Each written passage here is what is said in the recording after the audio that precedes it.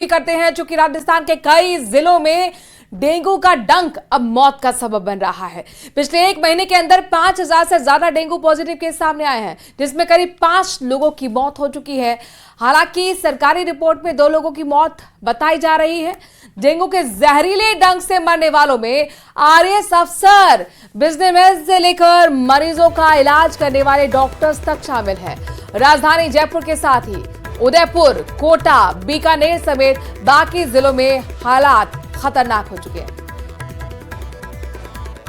महिमा हमारी संवाददाता जयपुर से जुड़ गई हैं, तो कोटा से हमारे साथ ओम प्रकाश जुड़ गए हैं। सबसे पहले महिमा, आपका हम रुख कर रहे हैं, डेंगू की रोकथाम के लिए क्या तैयारियां इस वक्त जयपुर में आपको नजर आ रही हैं? बिल्कुल, देखिए राजधानी के सबसे बड़े अस्पताल एसएमएस हॉस्पिटल में इस वक्त मैं मौजूद हूं, जहां तस्वीरों के जरिए आप देख सकते हैं कि कितनी बड़ी संख्या में यहां डेंगू के मरीज पहुंचे हैं। और मैं आपको बता दूं, प्रदेश में लगभग 5000 केसेस डेंगू के मरीजों के अब तक आ चुके हैं और फिलहाल स्वास्थ्य विभाग की ओर से 2 मौतों की जो है पुष्टि हो चुकी है। वहीं यहाँ डॉक्टर्स भी मौजूद हैं, उनसे हम जानना चाहेंगे कि आखिर डेंगू के मरीजों का इलाज कैसे किया जा रहा है सर, और क्या सिम्टम्स डेंगू के देखे जा रहे हैं और प्रदेश में इस वक्त क्या हालात बने हुए हैं? डेंगू के मरीजों के लिए अभी काफ़ी ज़्यादा एटिपिकल प्रेजेंटेशन बढ़ गए हैं। कई मरीजों को भर्ती करने की भी जरूरत पड़ रही है। भर्ती करके भी उनका प्रॉपर मॉनिटरिंग के साथ में आईसीयू एडमिशन वगैरह करके मॉनिटरिंग की जा रही है।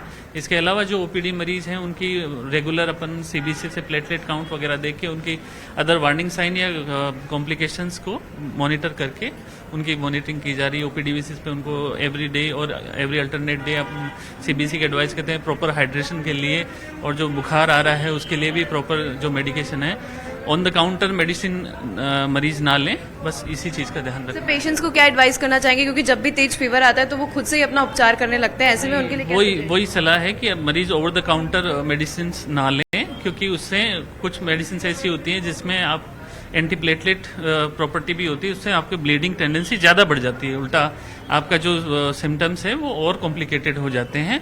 ऐसी स्थिति में मरीज अस्पतालों में आते हैं तो हम भी जो उपचार है वो प्रॉपर नहीं हो पाता है उनका। सर, इस बार बताया जा रहा है डेंगू के वेरिएंट और स्ट्रेन में नया म्यूटेंट इस बार आया है, वो कैसा है और कितना खतरनाक साबित हो रहा है? अब इस बार यही प्रॉब्लम हो रही है कि जो एटिपिकल प्रेजेंटेशन पहले नॉर्मल प्रेजेंटेशन था, उसके अलावा भी जैसे सीएनएस इन्वॉल्वमेंट ज्यादा हो रहा है, बायलेटरल न्यूमोनाइटिस ज्यादा हो रहा है, ज्यादा पेशेंट्स को आईसीयू एडमिशन की जरूरत पड़ रही है, जो कि खतरनाक। जी, देखिए डॉक्टर्स का कहना है कि मरीज जो है जहां मच्छर वाले इलाके हैं वहां जाने से बचे, क्योंकि जितना उन जगह और जिन एरिया से जाने से बचेंगे उतने ही डेंगू के खतरे से दूर रहेंगे, डेंगू के डंक से जो है दूर रहेंगे। फिलहाल आप देख सकते हैं कि यहाँ पर बड़ी संख्या एसएमएस अस्पताल में है। राजधानी के सबसे बड़े हॉस्पिटल में मैं मौजूद हूँ। जब एसएमएस के हालात है तो बाकी राजधानी के हॉस्पिटल बिल्कुल महिमा खचाखच भरा हुआ है। ओपीडी आप देख सकते हैं 5000 केसेज अकेले जयपुर में है। और कोटा का रुख कर रहे हैं, ओम प्रकाश हमारे संवाददाता जुड़ गए हैं। कोटा में ही सबसे पहले डेंगू का पहला मरीज राजस्थान में देखने को मिला था। ऐसे में कितना अलर्ट है स्वास्थ्य विभाग, यहां पर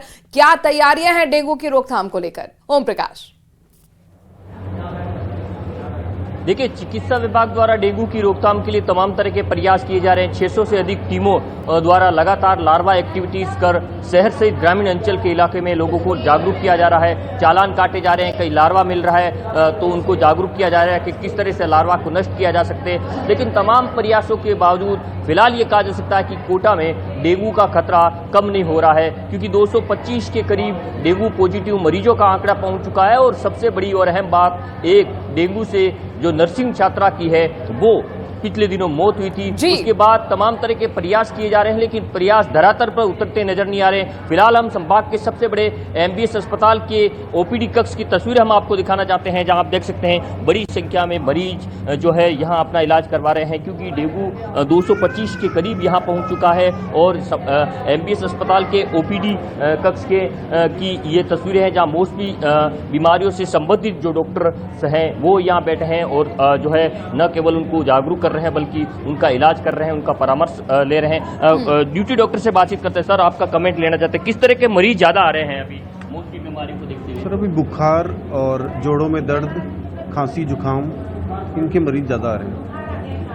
सामान्य से उनको क्या सलाह देंगे सर? डेंगू सलाह यही देंगे कि अभी जो बारिश का सीजन है वो खत्म हो चुका है, तो पानी जमा हुआ है, तो घर में पानी इकट्ठा नहीं होने दें, उससे मच्छर पनपेंगे और उससे डेंगू होगा। डेंगू भी हो रहा है, चिकनगुनिया भी हो रहा है, तो ये अभी सलाह यही दी जाएगी, ड्राई डे मनाया जाए एक दिन संडे को, पूरे घर में जो भी बर्तन सब में पानी इकट्ठा होता है उनको सफाई करें। तो डॉक्टर का भी यही कहना है कि डेंगू की रोकथाम के लिए सबसे पहले घरों में लार्वा नहीं पनपने दें, क्योंकि लार्वा एक्टिविटीज हालांकि चिकित्सा विभाग द्वारा लगातार डोर टू डोर सर्वे करके की जा रही है, लेकिन जो प्रयास किए जाने के बावजूद भी जो परिणाम नजर आना चाहिए वो डेंगू कितने पैर पसार रहा है, भीड़ को देखकर अंदाजा लगाया जा सकता है। जो ओपीडी की तस्वीरें आपने ओम प्रकाश हमें दिखाई हैं, कोटा का सबसे बड़ा ये अस्पताल संभाग का एमबीएस हॉस्पिटल से, जहां पर ग्राउंड जीरो रिपोर्ट हमें दिखा रहे हैं हमारे संवाददाता ओम प्रकाश। अब महिमा का कर लेते हैं। महिमा, चूंकि इसमें बड़े से बड़े बिजनेसमैन, नर्सिंग स्टाफ जो खुद मरीजों का इलाज करता है, आरएएस अफसर, इन लोगों की मौत तक हो चुकी है। 5 लोगों की मौत हो चुकी है, यानी कि कुल मिलाकर डेंगू अब खतरनाक और जानलेवा साबित हो रहा है। ऐसे में लोगों को क्या जागरूक करने के लिए भी कोई खास एडवाइजरी जारी की गई है? हर साल जो है डेंगू के मरीज हमें देखने को मिलते हैं और मौसमी बीमारी है ये। अक्सर मानसून के बाद जो है डेंगू के केसेस में इजाफा देखने को मिलता है और ये इजाफा जो है अक्टूबर, नवंबर और दिसंबर माह में मरीज अचानक से इसमें बढ़ते हैं और अभी करीब 5000 केसेस, जैसे कि मैंने आपको बताया, पूरे प्रदेश में देखने को मिल रहे हैं और लंबी कतारें यहाँ पर नजर आ रही है। और ऐसे में एक और जहाँ पर रेजिडेंट डॉक्टर्स की हड़ताल है, तो ऐसे में मरीजों को और परेशानियों का सामना करना पड़ रहा है। टाइम पर वो पहुंच नहीं पा रहे, टाइम पर उनको इलाज नहीं मिल पा रहा है। मरीजों से हम बातचीत करेंगे कि आखिर उन्हें क्या प्रॉब्लम्स आ रही है। आंटी, कहाँ से आप आई हैं और क्या इलाज करवाने आई हैं? गोदाम से आई हूँ। क्या बीमारी आपको, आप क्या इलाज? थायराइड है। डॉक्टर को दिखाया? कितनी देर से खड़ी है, कितना समय हो गया यहाँ खड़े? 2 घंटे हो गए। नंबर नहीं आया अभी तक आपका? अब आएगा। देखिए यहाँ पे लोग दो घंटे से खड़े। सर से जानना चाहेंगे, सर आप कहाँ से आए हैं, क्या जो है डेंगू के सिम्टम्स आप लोगों को लगे? मैडम, अभी मैं बोलने की हालत में नहीं हूँ। जी, कितनी देर से खड़े हैं लाइन? लगभग 2 घंटों से। डॉक्टर्स के पास नंबर नहीं पहुँचा अभी तक? नहीं। जी, देखिए आप देख सकते हैं कि यहाँ पर पेशेंट खुद खड़े हैं और उनका कहना है कि 2 घंटे से वो लाइन में है, उनका नंबर नहीं आ पा रहा है। तो अच्छा, व्यवस्था जरा महिमा बताइए, ऐसे जब महिमा व्यवस्था जरा बताइए कि अलग से वार्ड यहाँ पर बनाया गया है डेंगू के लिए? हाँ बिल्कुल, देखिए ये स्वास्थ्य विभाग की ओर से व्यवस्था की गई है कि डेंगू के लिए ओपीडी अलग से बनाई गई है, लेकिन यहाँ पर भी वही हालात देखे जा रहे हैं, क्योंकि जब सैकड़ों की तादाद में पेशेंट पहुंचते हैं तो व्यवस्थाएं बिगड़ती हुई नजर आती है। लेकिन यहाँ पर जो पेशेंट अनकॉन्शियस कंडीशन में पहुंच रहे हैं, 2 घंटे से वो खड़े हैं, तो मरीज ही अगर 2 घंटे इंतजार कर रहा है तो उसकी स्थिति क्या होगी, आप अंदाजा लगा सकते हैं। और ये एक रियलिटी चेक भी व्यवस्थाओं का है, जिसमें कई बार सवाल भी खड़े हो रहे हैं। और ये आप एसएमएस अस्पताल की तस्वीर देख रहे हैं, महिमा हमें रियलिटी चेक बता रही है। महिमा हमारे साथ बने रही है। अब जरा जोधपुर का रुख करते हैं और जरा देखते हैं कि वहां पर स्वास्थ्य विभाग की क्या तैयारी है, कितना अलर्ट मोड पर वहां पर अस्पताल है। चंद्रशेखर, आप कहां पर खड़े, तस्वीरों के माध्यम से दिखाइए।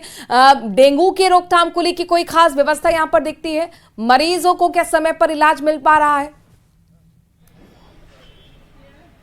देखिए, मैं इस वक्त जो है जोधपुर के पावटा अस्पताल में खड़ा हूँ। आप देख सकते हैं कि यहाँ पर जो है मरीजों की लंबी कतारें लगी हुई है। जिस तरह से जो बारिश के बाद जो है मच्छरों का प्रकोप फैला था और उसके बाद शहर के हर गली, हर मोहल्ले में और लगभग हर घर में जो है बुखार से पीड़ित मरीज है। लेकिन बात करें तो यहाँ पर जो व्यवस्थाएं हैं, अधीक्षक का ये कहना है कि डेंगू के लिए अलग से वार्ड बनाया गया है, इसके अलावा प्लेटलेट्स की पूरी व्यवस्था है। लेकिन वास्तव में अगर बात करें तो जोधपुर के सीएमएचओ कार्यालय में मच्छरों के घनत्व को नापने के लिए जो एटोमोलॉजिस्ट होता है वो नहीं उपलब्ध है। अगर बात करें तो मेडिकल कॉलेज के अस्पतालों में ज्यादातर जगहों पर कार्ड टेस्ट हो रहा है, जबकि डेंगू के लिए एलिजा टेस्ट किया जाना चाहिए, जबकि कार्ड टेस्ट किया जा रहा था। ऐसे में जो डेंगू का ओरिजिनल आंकड़ा है वो सामने आना मुश्किल है। अगर बात करें तो कुछ लोगों से जानने का प्रयास करेंगे। आपको क्या बीमारी है,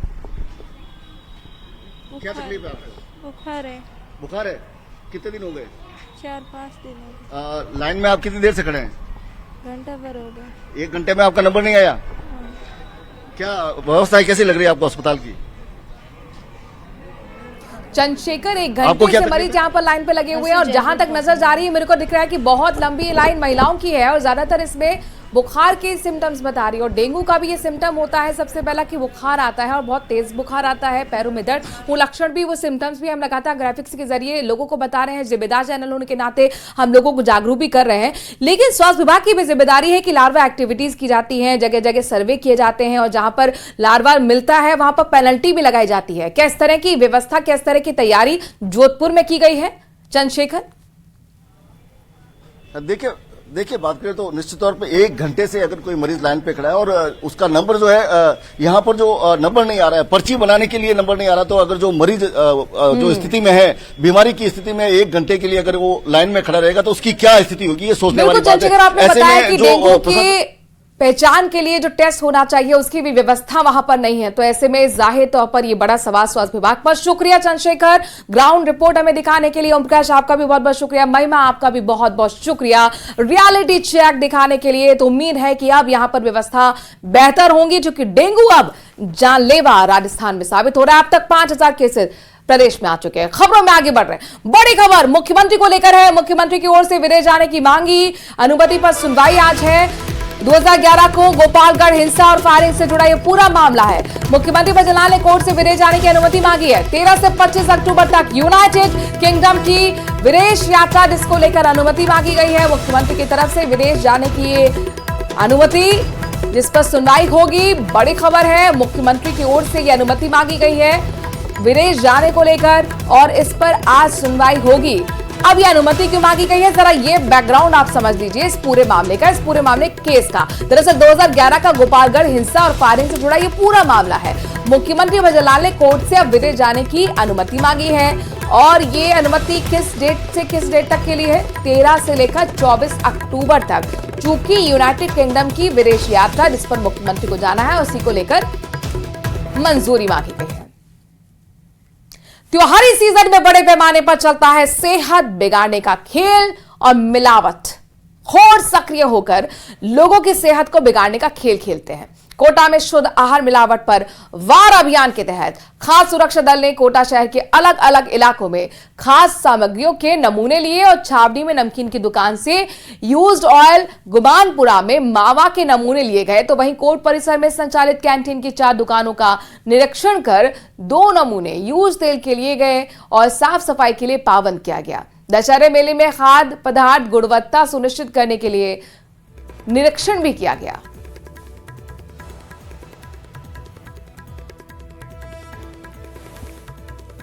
सैम्पलिंग सारी दुकानों पे, जहाँ भी खाने पीने के मटेरियल की दुकानें, खाने की और पानी की, जहाँ भी है पानी के भी सैंपल ले रहे हैं, और खाने की लगभग सब दुकानों से सैंपल अल्टरनेट डे जितने वो ले सकते हैं। कल जैसे 10 दुकानों के सैंपल लिए थे, और कुछ जगह चेक भी किया था। ऑयल भी चेक कर रहे हैं, उनको समझाइश भी कर रहे हैं कि रिपीटेड उसको यूज़ नहीं करें। राजसमंद से बड़ी खबर है, सफाई व्यवस्था को लेकर जिला कलेक्टर गंभीर नजर आ रहा है। शहर में घूम घूम कर सफाई व्यवस्था का जायजा लिया गया है।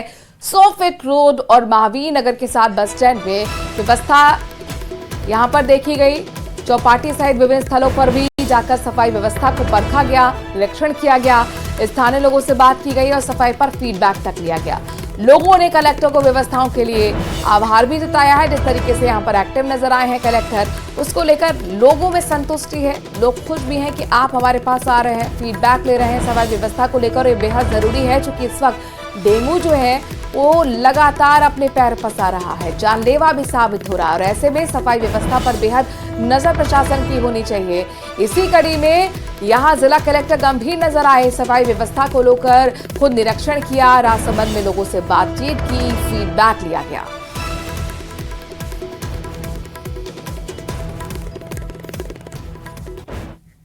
खबर बीकानेर से, यहां पर 11 करोड़ के हेरोइन मिलने के मामले में नई जानकारी सामने आई है। तस्करों से पूछताछ में चौंकाने वाले खुलासे हुए हैं। ड्रोन से हेरोइन भेजने के लिए पाक तस्कर ने लोकेशन खुद तय की। पार्सल पहुंचाने के लिए हवाला से 1 लाख का भुगतान किया गया। जानकारी के मुताबिक तस्कर बलदेव एक साथ से अहमद के संपर्क में था। बता दें कि 2 अक्टूबर को बीएसएफ की नीलकंठ पोस्ट से कुछ दूरी पर हेरोइन के पैकेट मिले थे। पुलिस और बीएसएफ ने इस मामले में 6 तस्कर को अब तक पकड़ लिया है।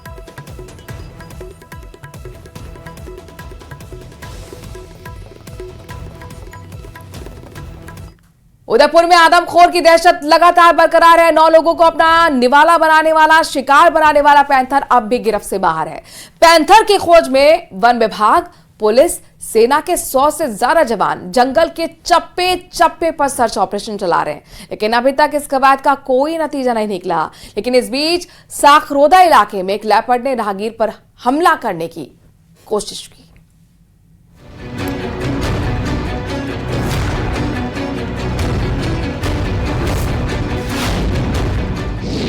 कब खत्म होगा पैंथर का आतंक?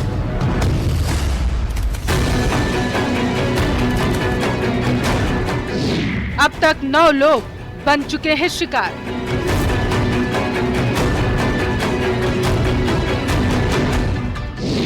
आदमखोर के अंत का इंतजार।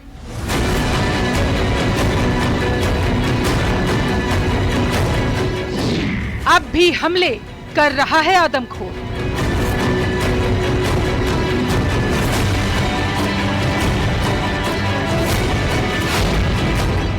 नौ लोगों को अपना शिकार बनाने वाला पैंथर के हमले अब भी कम नहीं हो रहे। एक तरफ गोगुंदा में पैंथर को पकड़ने के लिए वन विभाग, पुलिस और सेना के 100 से ज्यादा जवान जंगल के चप्पे चप्पे पर सर्च ऑपरेशन चला रहे हैं, लेकिन अभी तक इस कवायद को कोई नतीजा नहीं मिल सका। लेकिन इसी बीच साकरोदा इलाके में देर रात एक लेपर्ड ने बाइक सवार राहगीर पर हमला कर दिया। हमले के दौरान बाइक सवार दंपत्ति नीचे गिर गए। उसी दौरान वहां से गुजर रहे लोगों के शोर मचाने से पैंथर भी भाग गया। ये समथिंग रात को 9 बजे के आसपास मैं इधर मिठानीम की तरफ से आ रहा था। नवरात्रि चल रही, माता जी गया था, तो घर यहाँ मेरा आधा किलोमीटर ही दूरी पे ही है। तो जैसे ही मैं यहाँ आया तो उसने इधर माता जी का मंदिर है साकरोदा से पाल से जो जाते लोकागुड़ा रोड है, यहाँ से अटैक किया। नीचे मैंने बाइक धीरे की तो उसने अटैक कर दिया बाइक के ऊपर, तो थोड़ी बहुत लगी है और मास्क सारा तोड़ दिया था गाड़ी का। जानकारी के मुताबिक साकरोदा निवासी महेंद्र सिंह आशापुरा माताजी मंदिर के पास से रात को तकरीबन 9 बजे के आसपास घर जा रहे थे। इसी दौरान माताजी मंदिर के पास झाड़ियों में छिपे बैठे लेपर्ड ने बाइक पर अटैक कर दिया, जिसके बाद महेंद्र सिंह और उनकी पत्नी नीचे गिर गए। तभी इस रोड से और कुछ लोग निकले तो उनके शोर मचाने से लेपर्ड भाग निकला। अब गांव वाले वन विभाग से पिंजरा लगाने की लगातार मांग कर रहे हैं।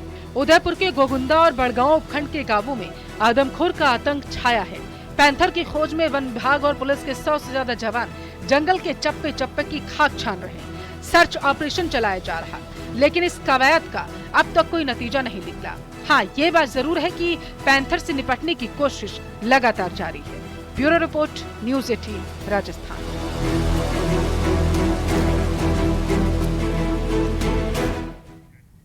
राजधानी जयपुर से बड़ी खबर है। प्रदेश के 9 संभागों में बालिका सैनिक स्कूल खोलेंगे। शिक्षा विभाग ने केंद्र की मंजूरी के बाद प्रोजेक्ट पर काम भी शुरू कर दिया है। माध्यमिक शिक्षा निदेशक ने सभी संभागों के आयुक्तों को पत्र लिखा। संभागीय आयुक्त निदेशकों को स्कूल के लिए भूमि चिन्हित करने के लिए कहा गया है।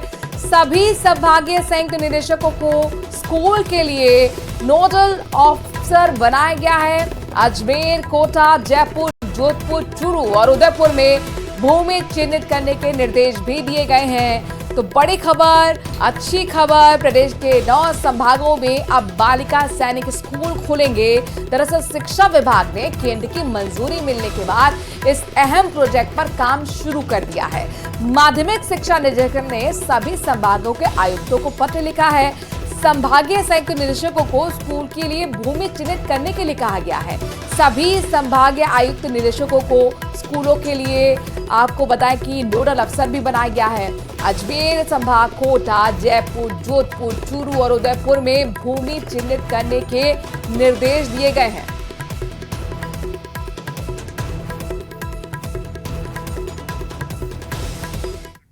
अगली खबर जयपुर से ही है। राजस्थान सीनियर रणजी ट्रॉफी टीमों का ऐलान कर दिया गया है। पुरुष और महिला रणजी ट्रॉफी टीमों की घोषणा की गई। राजस्थान सीनियर रणजी टीम के कप्तान होंगे दीपक हुड्डा। इसके साथ साथ राजस्थान महिला रणजी टीम की कप्तान होंगी प्रियंका शर्मा। राजस्थान क्रिकेट संघ ने टीम और कप्तान का ऐलान किया।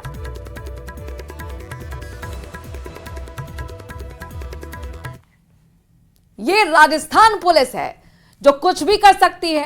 जी हां, ये डायलॉग राजस्थान पुलिस ने सच ही कर दिया है। साइबर सेल के दरोगा के साथ 6 पुलिसकर्मियों को सस्पेंड कर दिया गया और इनका गुनाह कोई छोटा मोटा नहीं था। ये अपनी ही एसपी पर नजर रख रहे थे।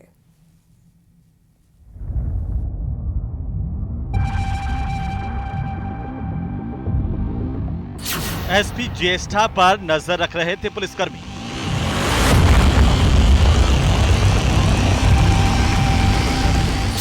मोबाइल नंबर से लोकेशन कर रहे थे ट्रेस।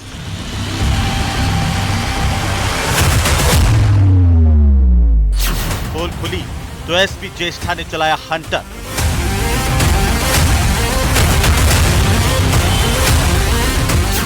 साइबर सेल के एसआई और 6 पुलिसकर्मी सस्पेंड।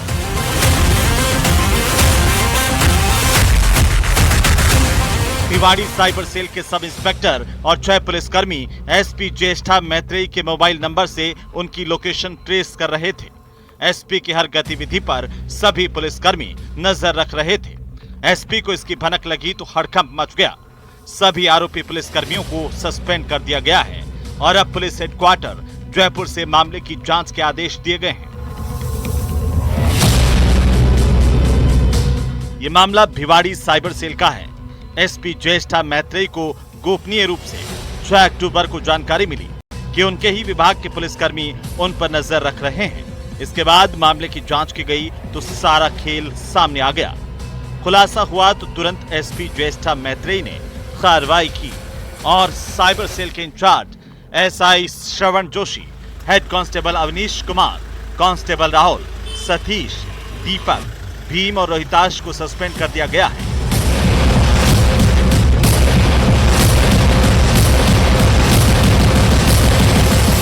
खैरतल तिजारत जिले के भिवाड़ी में एसपी ज्येष्ठा मैत्रेयी की लोकेशन ट्रेस करने के मामले में पुलिसकर्मियों को सस्पेंड कर दिया गया है।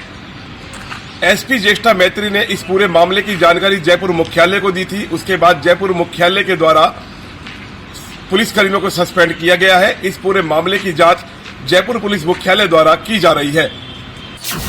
एसपी ज्येष्ठा मैत्रेयी मध्य प्रदेश के गुना की रहने वाली हैं। उन्होंने 2017 में सिविल सेवा परीक्षा पास की थी। इसके बाद 2018 में ट्रेनिंग पूरी करने के बाद राजस्थान कैडर में पहली बार उदयपुर के गिरवा सर्किल में एएसपी के रूप में पदस्थापित हुई। इसके बाद उन्हें भीलवाड़ा में एसपी का पद सौंपा गया और फिर जयपुर क्राइम ब्रांच में डीसीपी के पद पर नियुक्त किया गया। फिर उन्हें सिरोही, कोटपुतली, बहरोड में फील्ड पोस्टिंग भी दी गई। अब भिवाड़ी एसपी के पद पर नियुक्त किया गया। इस दौरान उन्हें खैरतल तिजारा एसपी का अतिरिक्त कार्यभार भी सौंपा गया। भिवाड़ी के इस मामले को लेकर पुलिस मुख्यालय द्वारा जो पुलिसकर्मियों को सस्पेंड किया गया है उसमें कौन कौन अधिकारी और कौन कौन कर्मचारी और कौन कौन पुलिसकर्मी मौजूद थे, इसकी भूमिका जो है उसकी पूरी जांच की जा रही है। साथ में जो एसपी द्वारा शिकायत की गई थी, इस मामले में जो लगातार मॉनिटरिंग की जा रही है कि किस तरह से ये लोकेशन ट्रेस करते थे और किस तरह गतिविधियों पर नजर रखते थे, इस पूरे मामले की जांच पुलिस मुख्यालय द्वारा की जा रही है। नितिन शर्मा, न्यूज 18 अलवर। और अगर आप खाटू श्याम जी जाने की तैयारी कर रहे हैं तो खबर आपके लिए बहुत महत्वपूर्ण। सीकर से बड़ी खबर यह कि आज खाटू श्याम जी मंदिर के पट बंद रहेंगे। शाम 5 बजे तक खाटू श्याम जी मंदिर बंद रहेगा। दरअसल विशेष पूजा और तिलक श्रृंगार के लिए मंदिर को बंद रखा गया है। शाम 5 बजे के बाद से खाटू श्याम जी के दर्शन आप सभी कर पाएंगे, यानी कि जो श्रद्धालु वहां पर जा रहे हैं वो शाम के 5 बजे के बाद से ही दर्शन कर पाएंगे।